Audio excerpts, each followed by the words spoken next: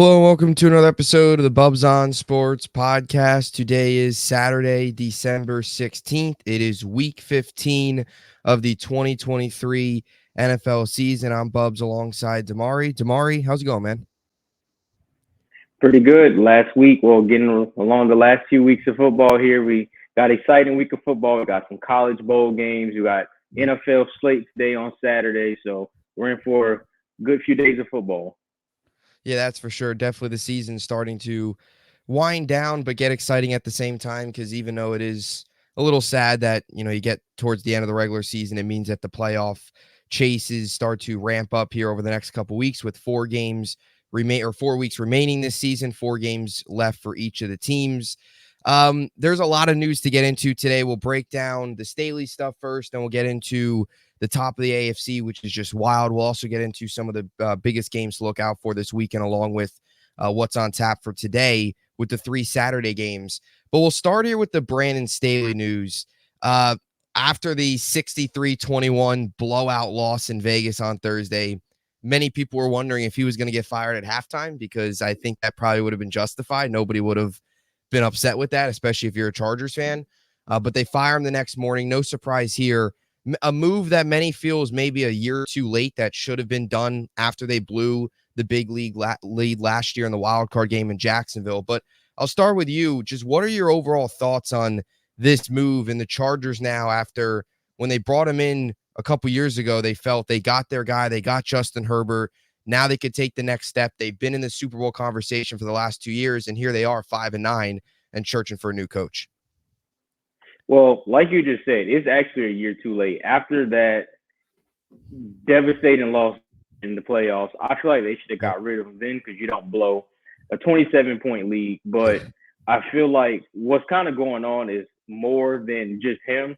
So he got, a lot of the attention, a lot of the blame for what's going on. But looking at this Chargers teams over like the last few weeks and even last year, a lot of it comes down to the offense. Like the offense is terrible, it's predictable, and that's why they brought in Kellen Moore.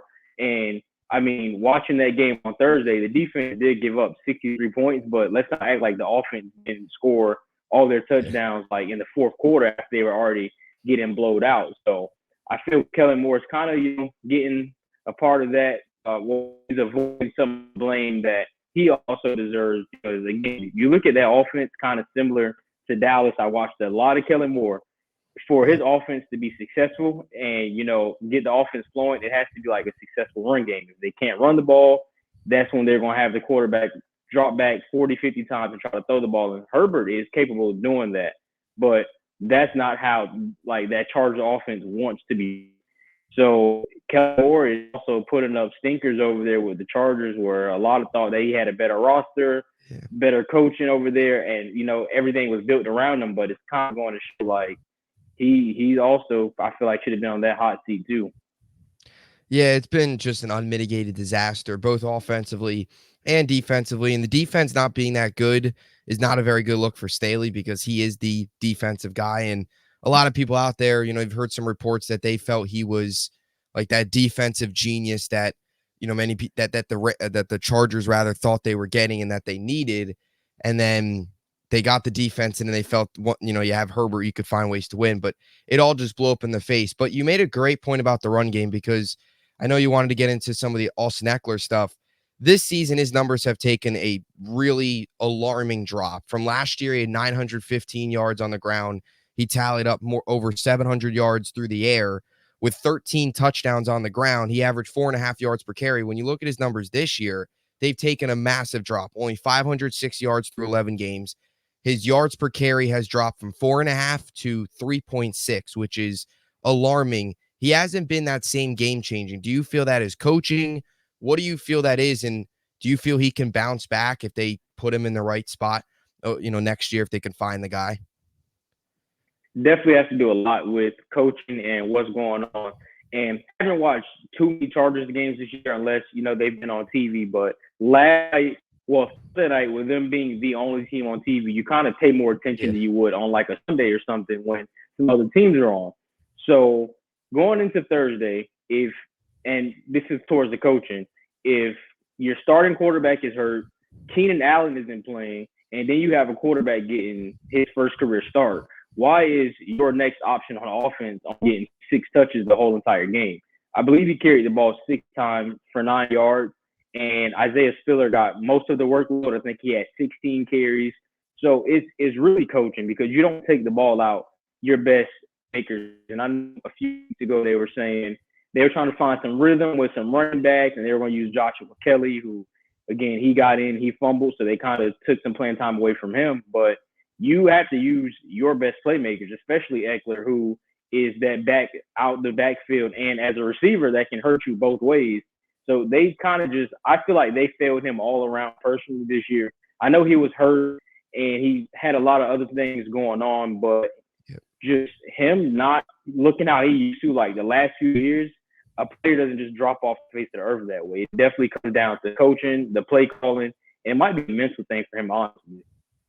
Yeah, it's so weird because he was so good last year, and many people, including myself, kind of thought that he maybe entered into that category of like top 7, top 5 running backs in the NFL just because of his ability as a pass catcher, which was fully on display and has been on display throughout his career, but also his ability to take that next step as an actual runner, where he put up a career high 915 yards on the ground last year. And you make a great point, like that week 1 game against the Dolphins, just going way back. He had 16 carries for 117 yards. He had a touchdown. And ever since that game, for some reason, they got away with it. I think only 1 game the rest of the year, he had more than 16 carries. And over the last couple weeks, he had very minimal carries. I think he had 10 against Denver a week ago and then 5, obviously, in the disaster on Thursday. So it'll be interesting to see what do you think he sticks around, or do you think he says, you know what, they haven't, I'm in my 7th season. I want to see if I can maybe go elsewhere, or how do you feel that's all going to play out if they do end up holding on to Kellen Moore? And what do you feel Kellen Moore's future is too? Because, now, they obviously fired the GM. Is this a whole full on blow up of the coaching staff? Well, to your point on Eckler, I think he's done. This offseason, anyways, he wanted that long-term deal, and they didn't give it to him. They kind of just signed him to make up an incentive. And when I looked at a few of those incentives yesterday, I know one for sure was a Pro Bowl in 2023. I think he needed a certain amount of rushing yards. Like, he's not going to hit any of his incentives this year. So I think he's done, and I think he needs a fresh start. And I do think the Chargers will try to go find a running back in the draft to replace him. And to Kellen Moore, again, like I just said earlier, you're kind of seeing what we saw in Dallas, but it just kind of looks a lot worse now. I don't want to say that kind of made Kellen Moore look great, but as in Dallas, you kind of seen you had those games where Dallas's offense looked amazing, kind of how the Chargers did in week 1 against Miami. And then you have those games like the playoffs against Francisco, where how the Chargers offense looked, let's just say against the Patriots, where again, you got 1 week where it's like, all right, this team is about to light up the scoreboard. You got another week where this team struggles to move the ball. So I feel like with Kellen Moore, they'll probably give him another year or maybe half a year going into next season. But if they don't figure it out, he's going to be shipped out. But as of right now, I think he's safe just because they're looking at all the injuries. Mike Williams is gone. Keenan Allen didn't play on Thursday. Herbert's out. Offensive line is a disaster. So next year, kind of when they get healthy and get some things going, that's when we'll get through proof like we'll bring to that offense. Yeah, and I think that's kind of the mindset maybe you'd want to have as a Chargers fan, is look at it glass half full. Like, you still have Justin Herbert. This isn't like you're firing your coach and that and your quarterback's not any good, and now it's a complete rebuild where you need to draft a quarterback, you need to bring in a new coach, have a coach that agrees on that quarterback, draft pick, all that stuff. Like, this is still going to be, I believe, is still going to be a pretty enticing job for people out there because it's in LA, it's a big market, and you've got Justin Herbert. Like, you have some of the pieces in place. It's all about kind of utilizing those pieces to the best of their ability. You've also, the receiving core, I feel like, needs probably a little bit of help. I mean, Keenan Allen, you've got him. Obviously, I think they can get out of his contract, but I don't see where they'll do that.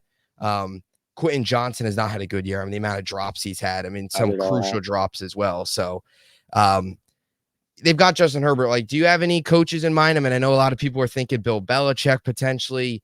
I don't love Bill Belichick, I'll be honest. Like, I know I get the excitement. Oh, you give him a real quarterback. You saw what he did with Brady.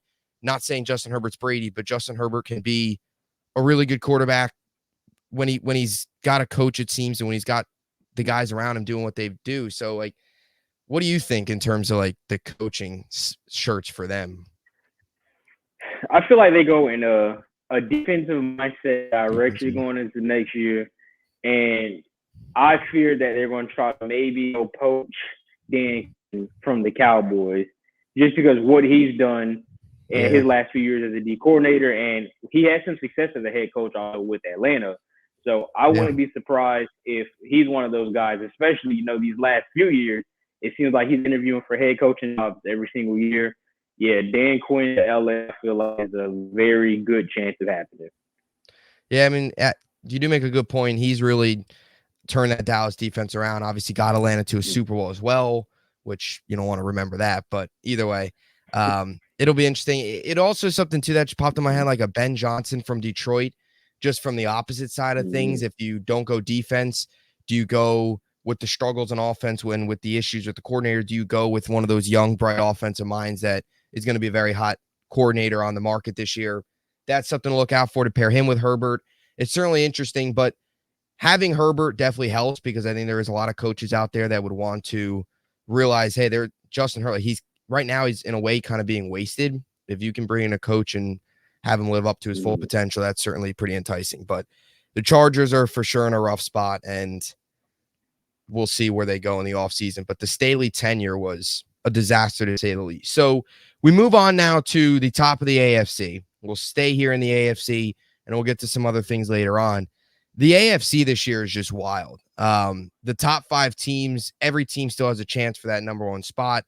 You're looking at teams like the Chiefs potentially having to go on the road for a postseason, which is crazy to think that they could be the road team with Patrick Mahomes, but they could be. You've got teams with like the Cleveland Browns with Joe Flacco, who I can't believe what I'm watching, because last year when Joe Flacco was on the Jets, he couldn't move. And now here's a guy that's throwing dimes to Elijah Moore when he had him in New York and he couldn't do anything with him. So, I don't love what Joe Flacco's doing, because it's just like, why couldn't you have done that with us? But here we are. Either way, Flacco's right in the heart of a playoff push. The AFC is just wild. What are your thoughts right now on where it stands before we kind of break down some of the individual teams and who ultimately comes out on top? I think you said it perfectly. It's kind of wild, and we have 4 weeks of football left, and it's still anybody's up to grab. I think we got a few teams that's kind of pulling away though, and they're going to secure that spot. But anything we've learned, maybe especially Thursday night, that anything can happen on any given, like Thursday, Sunday, Monday. Yep. So it's gonna be interesting to see who's gonna grab that first seed. But I do know one team that I believe needs that first seed more than anybody, and they are in the middle of the race. So let's see if the schedule will be team friendly for them in the next few weeks. Yeah, it'll be it's going to be interesting. And it, like last week too, makes things even more interesting because you have Miami losing, Kansas City losing, and Jacksonville losing. So that makes things even crazier. To your point with the team that needs the home game the most, which team is that you feel? I'm going to say Miami. I can't remember the last time Miami has played a playoff game at home. They went to Buffalo last year, and I believe the year before that they made it was 16 when they went to Pittsburgh. So Miami is that one guy, Matt Moore. I believe the quarterback. So Adam Gase, and also I kind of want to see Miami get a playoff game with their starting quarterback, because last year they had Skylar Thompson, and then like I said, 16 they had Matt Moore. But this team is it's a completely different team, like on the road and at home. I know they just had that complete disappointment and let down against Tennessee like last week, but Miami plays very well at home, and we're getting to that portion of December, January, where I think Miami doesn't much play down in 70-degree weather than go up north, and we're playing in 40s, 30s, or 20s with a lot of wind gusts. Yeah, I think they need that one seed for sure more than anybody else. Yeah, and I think too, something else to note, like last year, even on the road in Buffalo with Skylar Thompson, they almost won that game. Like that was a close game. So you think if they have Tua, they probably win that game. But yeah, they haven't won a playoff game in forever. When they've been in over the last whatever it's been since 2016, the 2 years. It's been with backups. They've been on the road in Pittsburgh, in Buffalo, two spots that you don't want to be in the playoffs for a warm weather team. I totally agree there. Having a game in Miami for the first time, and I can't even tell you last time they had a home playoff game. It's been a while. That crowd be roaring. It's in the warmth. I think last week, a big reason why they kind of slipped up was with Tyreek Hill going down. I mean, without him, you remove a number one receiver from a lot of NFL teams. Quarterbacks aren't the same and the team's not the same, especially Tyreek Hill because he's open pretty much every single play. Teams have not been able to figure out how to solve him. But the Dolphins schedule, like when you look at the teams, and I wrote down all 5 of the team schedules. When you look at Baltimore, Miami, Kansas City, Jacksonville, and Cleveland, the top 5 teams right now, Dolphins schedule is not very favorable, and it's going to really test them. Like if they can find a way to come out 3-1 over the next 4 games, you really like their chances going into the postseason because they've got the Jets this week. That's, that obviously is, I hope I'm wrong, but that's a winnable game for them. Then you have Dallas and then Ravens and then the Bills. So how do you feel that shaking out? Because like if they can win those games, you feel even if they can win those games, and that Baltimore game too would be huge. But like if they find a way and go into the postseason 3-1 and maybe get the 1 seed over Baltimore if they have the tiebreaker over them, all that stuff. But it definitely gets interesting for Miami. Well, here's my question. I know Dallas is at home for them. Are Baltimore or Buffalo, or any of those two at home for Miami as well? Baltimore is on the road. Buffalo is home. I would prefer playing at home against Baltimore just because they're the better team, but that's where it gets tough. It's tough for them for sure. Okay, so I'm going to say for Miami, here's something I'm going to throw in. I don't know if you watched it, but Hard Knocks on HBO Max, and they're covering the Dolphins during the season. So last year in December, they were sitting at 8-3, and I believe they finished the year on a 4 or 5 game losing streak. Still made the playoffs, but December was a total wreck for them. And I know coming into this year, and Mike McDaniel says it on Hard Knocks, where it's like, we want to avoid what we did last December because we're sitting at, the discussion for that 1 or 2 seed. Next thing you know, we're going to Buffalo and we're playing, and we're in the 6th seed, I believe they fell down to. And now we're playing a divisional opponent, which is what we don't want.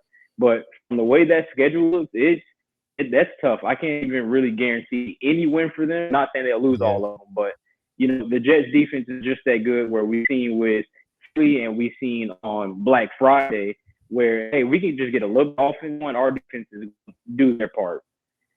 Dallas, totally. Oh, go ahead. Oh no, I was just gonna say with the Jets defense, like if somehow you get Zach Wilson throwing for 300 yards this week, and I like our chances. I mean, if Zach just plays half of that, I like our chances. So I totally agree, no doubt. They've got 4 really tough games. Yeah, I just don't see them going in, and I don't see the Jets getting pushed over. Not after, and we'll discuss the Jets later, but not after Zach Wilson kind of how he looked last week. I just don't see them being a pushover team no more. The thing with Dallas is have to find the correct numbers, but I just know in the state of Florida, they don't play that well in the state of Florida. I know they lost last year at Jacksonville. They also won one in Tampa last year, but something about Dallas and Florida, that's where they seem to play their worst football. But this is a Dallas team that has the MVP leader right now, the year right now, and everything's just kind of rolling for Dallas. But again, Miami, you kind of want to stay ahead afloat, and you want to make sure that you don't fall behind, especially with Baltimore. Buffalo, I want to say matters too much just because Buffalo's probably not making the playoffs. But again, if they're in a situation to where they're not making the playoffs, they want to ruin Miami's chances at seeding. But also, again, with Buffalo, you're not going to go in and push them around. And so that Baltimore game, after those 3, they're skipping over Baltimore now, back to Baltimore. After that one, I think that one's going to matter the most out of any of these 3 because Miami's not losing the division no matter if they drop these last 2. Dallas, it matters, but it doesn't because AFC, NFC opponent. Yeah, exactly. So it's really Baltimore for seeding because I know Baltimore had San Francisco in a few weeks, but for Miami, you kind of need to win at least 3 of these games, or if you can manage 2 of them, hope that Baltimore in front of you slips up as well. Yeah, definitely. In Baltimore coming up, they've got Jacksonville on the road and then San Fran on the road. So there's a chance where Baltimore goes into that game 10 and or 11 and 4, right? Yeah, it would be 11 and 4. Let's say they beat Jacksonville, lose to San Francisco. And let's say the Dolphins split their next two. They go into that game 10 and 5. There's a chance they beat Baltimore. Then they're both at 11 and 5. And all they got to do is just either win versus the Bills or hope that Baltimore loses and they'll have the tiebreaker. So they like the Dolphins a little bit where the Baltimore schedule does favor them because even though Jacksonville slipped up and they, lost to Joe Flacco, they got them on the road and they've got San Francisco on the road, which is tough. And San Francisco has been so good and they look really good right now. So it's interesting. Two teams, though, that I think have favorable schedules or a couple teams. Kansas City, although they've looked really bad, I think their schedule does help them out here over the next couple weeks. They've got the Patriots, the Raiders. So you expect those two to be wins. And then the Bengals won't be easy, but it is at home. Jake Browning, we'll see. And then they'll get the Chargers. So I see 3 out of their, they've got to, if they find a way to lose to the Patriots or the Raiders or the Chargers, maybe the Raiders, I don't think they'll put up 63, but I know the Raiders play well, but they get them at home. I just think it can't. Aiden O'Connell, he's not going to continue that. That's kind of a 1-week thing. And then the Chargers are a dumpster fire to finish out the year. So they have it kind of favorable. And then the Jaguars, after they get the Ravens, they get the Bucks, Panthers, Titans. So that's pretty favorable as well for Jacksonville. And then the Browns, it's the Bears. Then it's the Texans, Jets, Bengals. So theirs can kind of go either way. If they get most likely Texans with Stroud, that could certainly change things. Look at some of those teams. What do you how do you see kind of the rest of it playing out? Where do you see Cleveland maybe taking a jump and finishing at, do they win out? There's a chance Cleveland can win out if they're playing their way they are. Because all 4 of their games left are winnable, but it'll be interesting. It's kind of hard to think that Cleveland might win out just because, I don't know, like you say, Joe Flacco's doing some crazy things right now. I don't know if he keeps it up, but their defense is just that good. So, where they could win out because they play a lot of teams that don't have the best offense. But Cleveland, now, I'm not too sure. I don't see it. If out of that list you named, if I had to see one possibly winning out, it's probably going to be the Chiefs, even with all the struggles, because, again, Mahomes is Mahomes, and I think they're going to figure it out. And their defense has been playing well enough, especially against all those opponents coming down the list. I'd probably say Kansas City wins out if I had to take a guess. Yeah, and Kansas City too gets their, if you would say, their 2 toughest games of their 4-game stretch here at home, and that's the Raiders and the Bengals. Those are probably the 2 toughest teams they'll play the rest of the season because the Patriots and the Chargers are not good. As for the Browns, their 2 tough games left out of their 4 is probably the Texans and the Bengals. They're both on the road, so Chiefs probably favors them a little bit more. I don't know. I just still don't see. Who knows? We'll see. I don't know. I just can't picture Mahomes on the road in a playoff game. It's just weird. So I feel like they'll work some sort of magic to not have that happen. But the AFC is just crazy. All those teams right now. And then the wild card spot's wild. You've got a ton of 7-6 teams: Pittsburgh, Indy, Houston, Denver, Cincinnati, and Buffalo, all 7-6, all fighting for those final 2 spots. So it's really interesting. And, you never know too, for a team like the Browns at 8-5, if they slip up all of a sudden, if Indy, Houston, they find ways to win, all of a sudden they're all at 8-6. So it can really get interesting. There's only 4 weeks left, but you feel a lot is going to happen over these 4 weeks. Any other thoughts on just the whole AFC as a whole, not just the top? Yeah, those 2 7-6 teams that you just said, Indy and Pittsburgh. So they actually played today. So that game is a lot more, it's a lot bigger than many think. And I think we both talked about it a few weeks ago, where we said Pittsburgh was going to slip up. So I feel like if Pittsburgh does not win today, their chances might just be shot or going to be very slim, because Indy has come along and they're looking pretty well, and Stroud is going to be back sooner or later for Houston. Probably misses this week but plays next week. And if he comes back, they kind of know, we got to get there. Our schedule is not too tough. The teams in front of us are almost guaranteed to slip. So I feel like today's game, Pittsburgh and Indy, is a lot more meaningful than we feel. At least we can say we have some good football that's worth watching at 4:30. Yeah, Pittsburgh. It's interesting. I Gardner Minshew and Indy's on a roll. They've been playing well. Shows you what a good quality backup does. But yeah, it's Pittsburgh. Like without Pickett, who even isn't that good, but just with Trubisky, their chances are tough. But look, Indy's, they're beatable. They're 7-6. It's not like they're a 9-4 team. So that'll be definitely an interesting game to watch. And the loser of that game takes a huge hit to their playoff chances for sure. So that's where we'll actually start here is today's Saturday games. So I guess we could just stick on the Pittsburgh Indy game here. Who do you have coming out on top of that game in Indy? I'm probably going to go with Indy. I don't know. Again, like you just said, you said it perfectly. Like Mitch Trubisky, I don't know. I feel he's not going to do enough. He's going to get into positions where he wants to turn the ball over if they're trailing. But I just don't see him going into Indy with kind of everything at stake and kind of getting the job done. Yeah, and I think too, I know both teams. The Steelers have lost 3 of the last 4, and the Colts lost last week to the Bengals in Cincy where they got beat up by 20. But I think if there's a team that is like more desperate, it's probably Pittsburgh, just because of the way they've lost and their offense, even without Matt Canada, is still not great. And that's a lot of it has to do with the quarterback position. But at home, the Colts are only 1-point favorites. I definitely take the Colts here. I just think they have the quarterback advantage. I think they have the offensive advantage. And then their defense, too, will be able to do enough.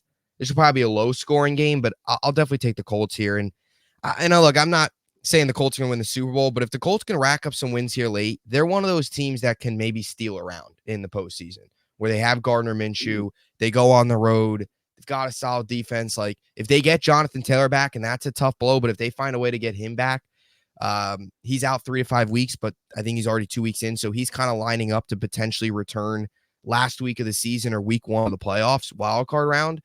They could be a team that they could be like Minshew could be that guy, works up some magic, goes on the road and catches a team looking ahead, catches a team sleeping a little bit.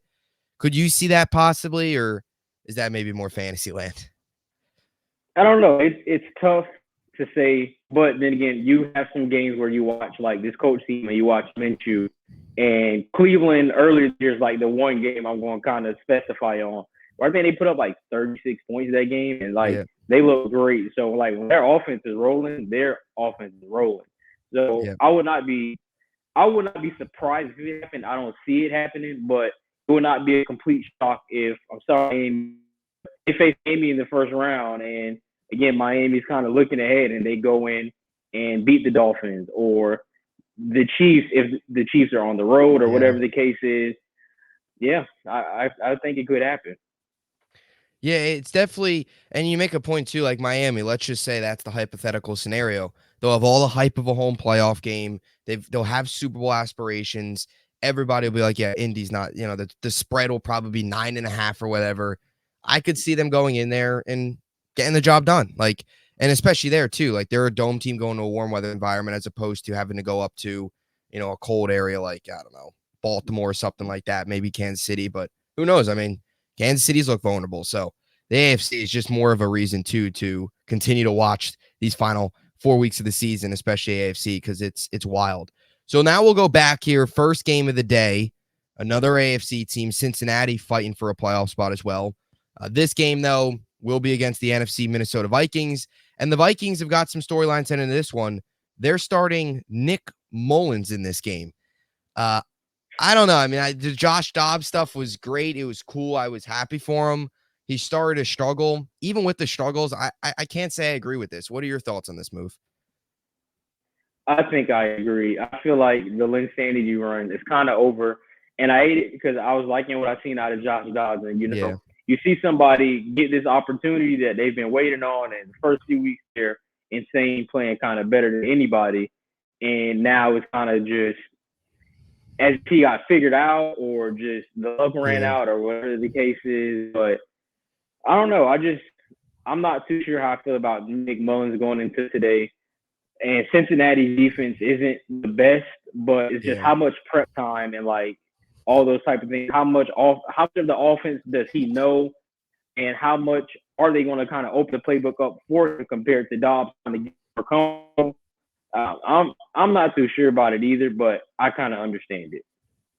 Yeah, I mean, look, they won 3-0, so there's probably going to be a change there. I still think though, like, I mean, who knows? I mean, Dobbs didn't know much of the offense and they went on the road, so maybe that's the key. You bring in Mullins, have him work on cadence on the sideline, and then they go on the road and win because that's exactly what Dobbs did. But I mean, I just still think like Dobbs maybe gives you a little bit more upside, but he has struggled. I think, look, the reality is when your starting quarterback goes down, it's you're kind of just treading water at that point. You're trying to just to stay afloat, and it seems like they're starting to sink a little bit at 7-6, and this is really important. After losing 3 of their last 4, and then after this, you've got Detroit, Green Bay, Detroit, which I know Green Bay looked bad on Monday night. They're still a team fighting for spots. In Detroit, I know they looked vulnerable. They're still not. I mean, they're tough. So this will be a big game, but it's something to look out for with the quarterback to see if maybe Mullins has a short leash. Do they go back to Jaron Hall? It's definitely a storyline to watch for. And in this game, after Browning left last week, he is in this game for Cincinnati. Do you see the Bengals potentially finding a way to squeak into the postseason? Again, it continues to be wide open, and it's backup quarterback mania. Tough. That's It's another tough, tough yeah. one. I mean, honestly, maybe kind of compare him to how Josh Dobbs first stepped in with the Vikings his first few weeks.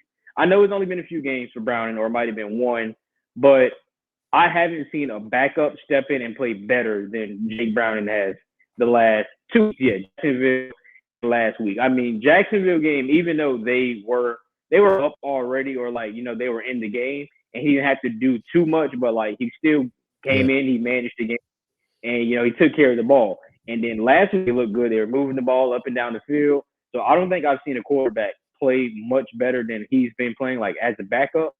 It's really going to come down to the defense. If the defense can be quarterback friendly and get some stops, force some turnovers, get some good advantage, like field advantage, maybe we might be talking about Cincinnati sneaking to the playoff.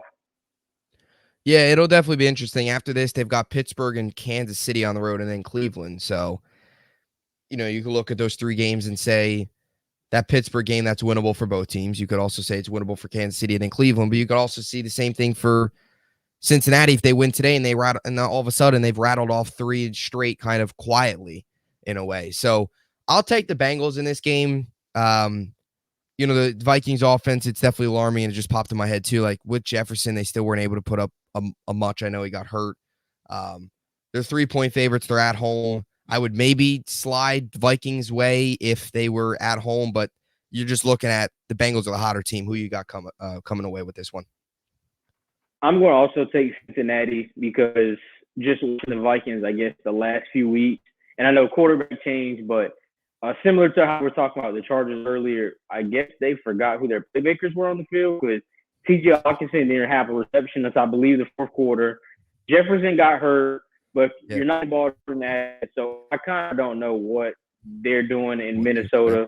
If they want any chance of winning today, maybe give the ball to arguably one of the best tight ends in football. If Jefferson does play, arguably the best receiver in football, and no offense, but stop handing the ball off to Alexander Madison 47 times, even though he's not playing today, I don't believe. But, spread the ball is basically what I'm trying to say.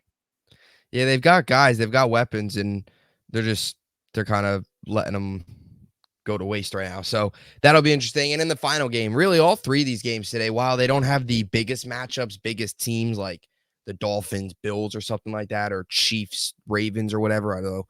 Like they don't have those type of matchups, or Cowboys, Eagles. These are matchups that have a lot of playoff implications. And in the final one of the day is the Detroit Lions and the Denver Broncos. Lions comfortably in the NFC playoff picture, although they have taken a little bit of a hit over the last couple games where they've been a little bit more inconsistent recently, while the Broncos are on the outside looking in, but another 7-6 AFC team. What are your thoughts going into this one in the Motor City? Just the change for the Bills after the Miami game has been crazy, and Sean Payton should be considered for Coach of the Year because after that 70-point game that they gave up in Miami, like it was probably best that Denver just relocated completely to somewhere else and just started over. But now we're talking about, like you said, 7-6, and like they're beating some good teams, and they're not flashy, they're just doing it with defense, and the offense is doing enough to win the game. Like, don't turn the ball over. Hey, you give us, like we're saying with the Jets, I think on last week's show, we're like, give me 24 points and we'll go out and win the game. Like, that's all we need. So I feel like this Broncos team is a surprise who could be someone to beat someone in the playoffs when that comes. But Detroit has been alarming these last few weeks. I think it's time to, kind of bring up the question marks with Detroit if they're actually legit and one of those teams on the caliber of Dallas and San Francisco. Yeah, Detroit's been vulnerable. And just to comment quickly here on Denver, Vance Joseph too, like along with Sean Payton, Joseph too deserves a lot of credit as the coordinator. A lot of people wanted him out at the D coordinator after the disaster in Miami, rightfully so. I mean, I'd be looking for any coordinator to be fired if that was my team that let up 70 points in Miami. But they've won 6 of 7. Again, they're not doing it very pretty, but they're finding ways. And I think some of the most impressive wins has been that win over Buffalo on the road, which, some of that game they didn't play great. They missed the field goal. It was kind of one of those tough, low-scoring, gritty games. They found a way to come out on top by 2. So they've been really good. They beat the Browns 29-12, and now look, the Browns are one of the hottest teams. I don't want to get too ahead of myself, but if the Broncos find a way to win today, there is a chance that they get to 11-6 because after this, they got the Patriots, the Chargers, and the Raiders. And it's like all 3 of those games, they should be able to win. Now, I don't know if they'll actually get there, but you're looking at, I think if they win today, they get to at least 10-7, I think. At least you go 2-1 your final 3 games against those 3 teams. So it'll be interesting. But to your point with Detroit, like I like Detroit a lot. I like Dan Campbell, everything they're doing. But I don't want to sound too negative. I don't know. I'm starting to have concerns that Goff just might not be able to take them to that next level. Do you agree? Yeah, 100%.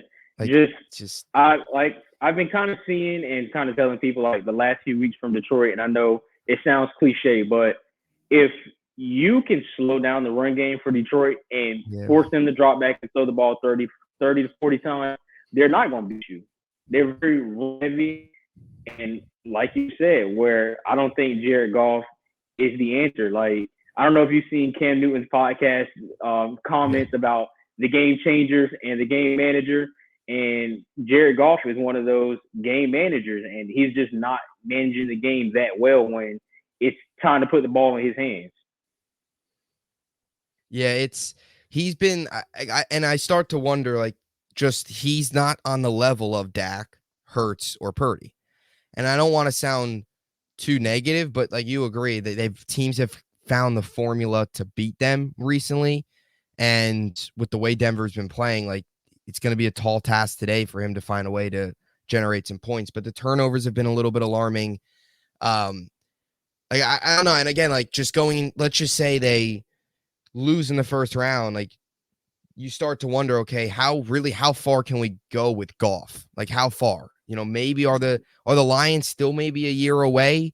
But if they don't have this quarterback that can take them to the next level, then what? So it's interesting. Again, they'll be a playoff team, and I mean, look, this is a team that this is a team that's gone on many win streaks throughout the season. They're still 9-4. It's not like they're 7-6 and they're reeling and they're looking for a playoff spot, or that they're comfortably in the playoffs. They're still the 3 seed. Mathematically, are they still right in the heart of it to potentially get the 1 seed? Although that doesn't seem like it's not going to, most likely not going to happen. Mathematically, there's still a chance that does happen. So, but the last couple of weeks have certainly been alarming, and today's another tall task. But Goff's got to be a lot better. He's got to be a lot better, and I think some of the turnovers recently have been certainly alarming. So in Detroit, they're 5-point favorites. Who do you got coming away with this one? I think I'll take Detroit. They just kind of looking at the seeding. They know what's in front of them. I know they have Dallas here in a few weeks, and I think you said they end the year with Minnesota 2 times. So a lot of NFC play. You don't want to fall too far, in those standings. Yeah. Today matters for Detroit a lot more than they actually think. Yeah, definitely. And it's, again, as you mentioned, non-conference matchup. So good opportunity for them before they play 3 NFC teams to close out the year, including a divisional opponent in the Vikings twice. This one's tough for me because, like, part of me says, yeah, Detroit, they're home. They've got the better record. They're ultimately the better team, but the Broncos are also the hotter team. They're finding ways to play well. I kind of like, in a way, how they match up against them. So I think the Broncos will cover this. Like, I think this will be a close game. I'll take Detroit at home by like 3. I think it's gonna be closer than maybe some think. So I'll take Detroit, but I certainly think it's gonna be close at home. If this was in Denver, I'd definitely probably lean Broncos. But at home, that stadium on a Saturday, it's gonna be roaring. Lions fans have been waiting for a season like this for a long time. They're getting it, even with the recent struggles. They're still right in the mix. So I'll take Detroit. Now we move on here to a couple of the other games here. We'll start with the Cowboys before we touch upon the Jets, and then we'll touch upon Philly, Seattle, along with Baltimore, Jacksonville, who we've already discussed a little bit here. Dallas comes away with a huge win last week against the Philadelphia Eagles. They get the Buffalo this week. Dak Prescott continues his MVP case. What were your takeaways from that game? Just an absolute domination of Philly, which has got to feel good for a Cowboy fan. Happy, but not satisfied with it, just because there's a lot of opportunities left on the field for points, especially with the offensive line. We're kind of getting into field territory, holding calls, and just, head that won't work come playoff time. That's not going to work against Detroit in a few weeks. It's not going to work against San Francisco in the postseason. So I feel like if they just clean up a lot of those penalties, they will be pretty good, pretty situated going forward. Just, it was dominance. It was pure dominance from the defense to not even give up a single offensive touchdown. Yeah, I was pretty satisfied. I wish they would have dropped 50 on Philly, but I'll take it. 3-touchdown win. Yeah, and Dak again was really good. With the 2 touchdowns, 271 yards. I think he's probably got to be the front runner right now for MVP. He's got, leads the league in touchdowns. After a year where he threw 15 interceptions, he's only got 6 this year. He's second in QBR, 4th in yards. He's right up there in the top of the league in many statistical categories. Do you still think that Dak is the favorite for the MVP, or should be? Oh, yeah, absolutely. And I know we're looking at the numbers. I believe it's 28-6, and I think 2 or 3 rushing touchdowns. But just something to kind of think. I believe in 8 or 7 in the 13 games that they've played, in the either third quarter or like early in the fourth quarter, he's been pulled. So a lot of those numbers can be a lot higher because he's missed a lot of minutes of football this year. But without a doubt, he should be the MVP front runner. If he goes into Buffalo, puts up another performance, and actually, I think after Buffalo, if they beat Buffalo on Sunday and he has a great game, even if they lose to Miami the following week, I feel like he has to be the MVP, because still, if he slips up somewhere down like these last 2 games, Miami and I think Miami and Detroit, nobody's playing better than him regardless. So I feel like he can definitely, solidify like, hey, I'm the MVP this Sunday. Yeah, definitely. I think I like the Cowboys' chances going into this weekend. I'm still not fully back on the Bills train after last week. I think they were able to escape from a win. I didn't think they actually played all that well, to be honest. I thought it was more so that look, a win is a win, but I still like the Cowboys' chance. I think they're just a better team going to this matchup. They're hot. They're on fire.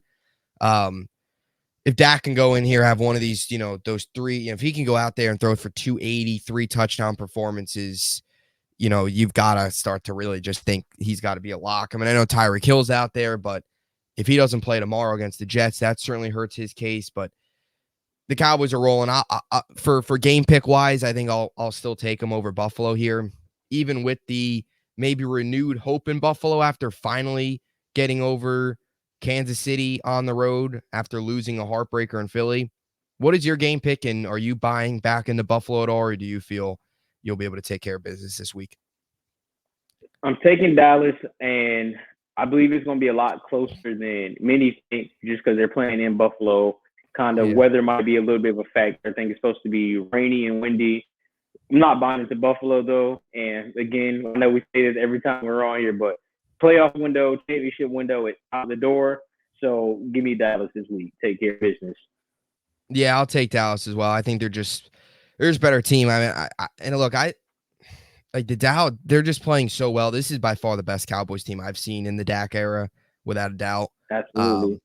And I know a lot of people are going to want to go out there and say same old Cowboys. They're going to lose in the playoffs, which they obviously have to prove. But maybe only outside of San Francisco, they're the best team in the NFC. And I think they're like, if they got San Francisco right now, I think you might want to give them.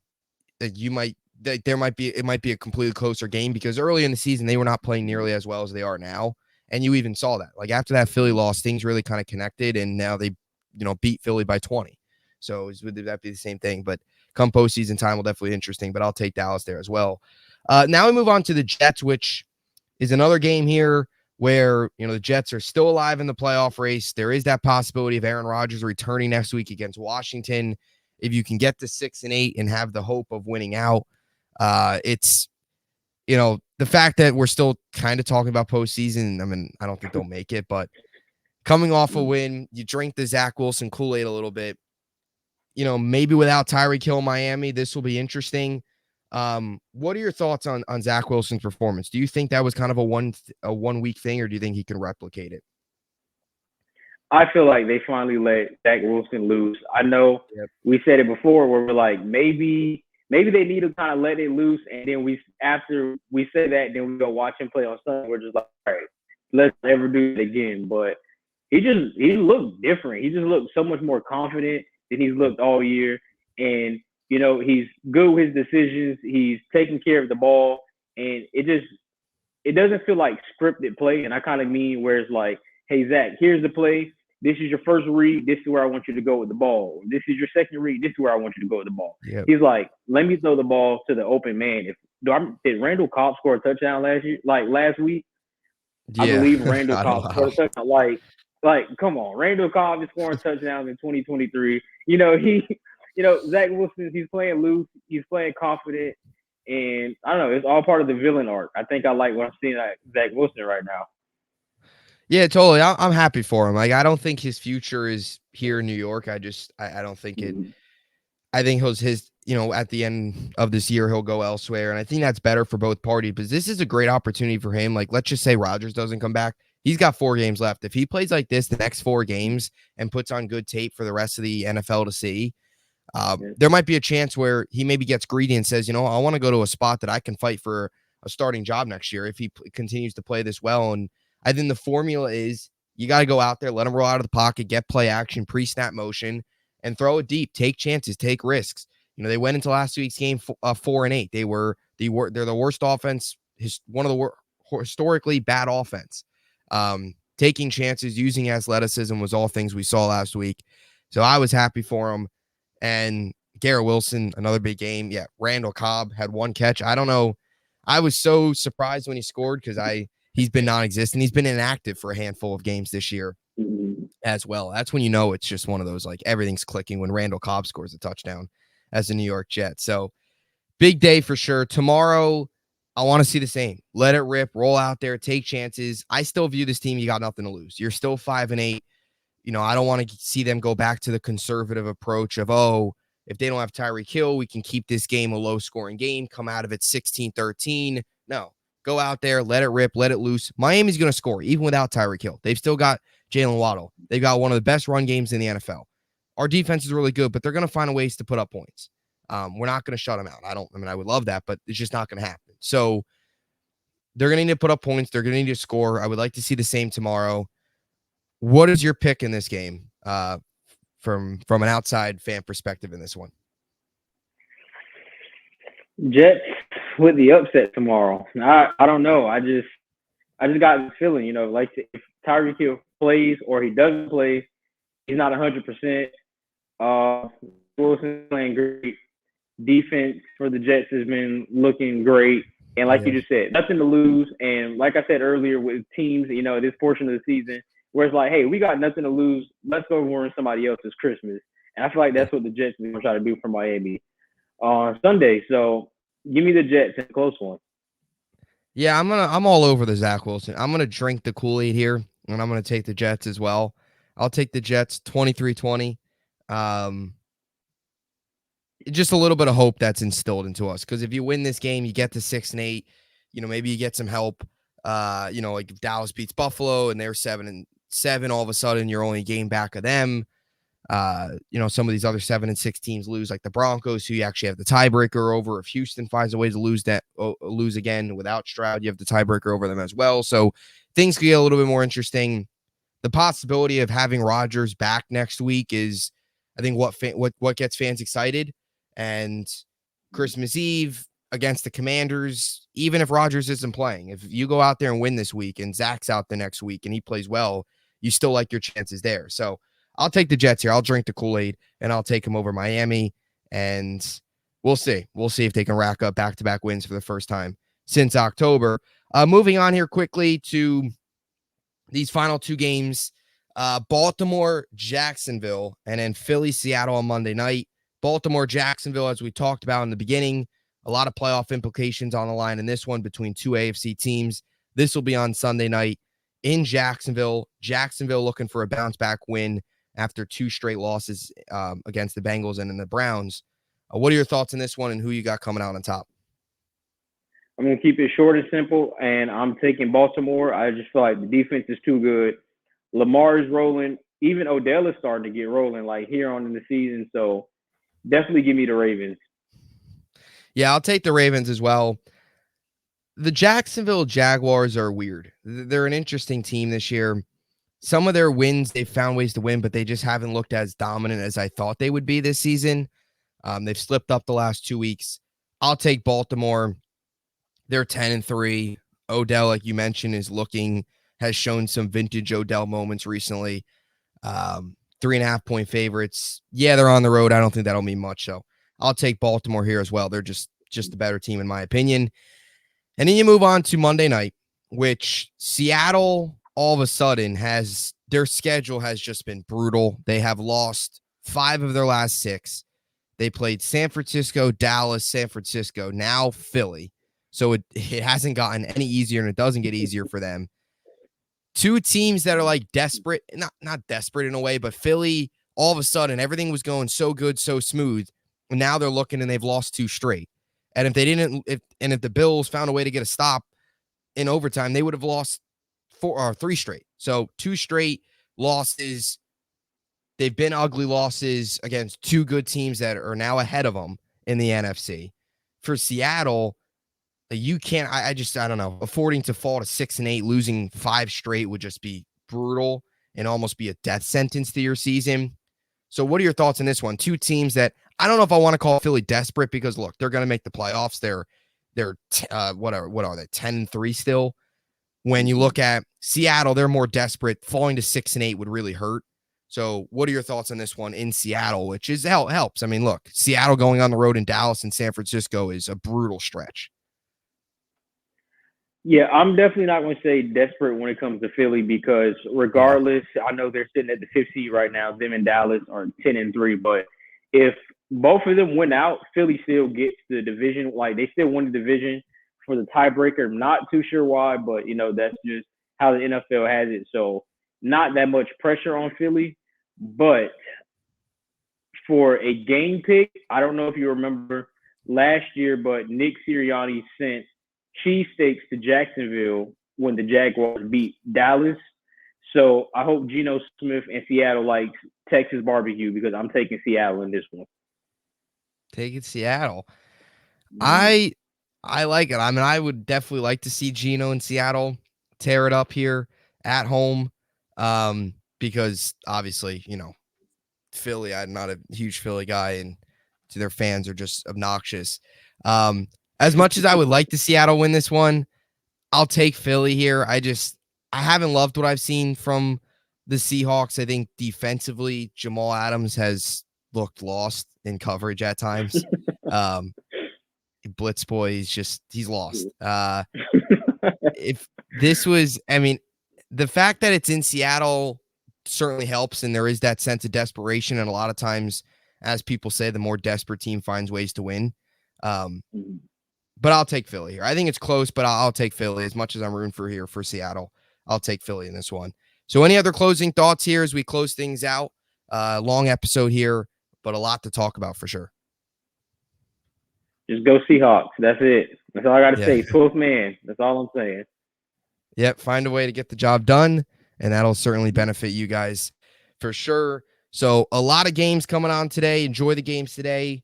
Enjoy the games tomorrow. We'll be back with another episode discussing all things NFL.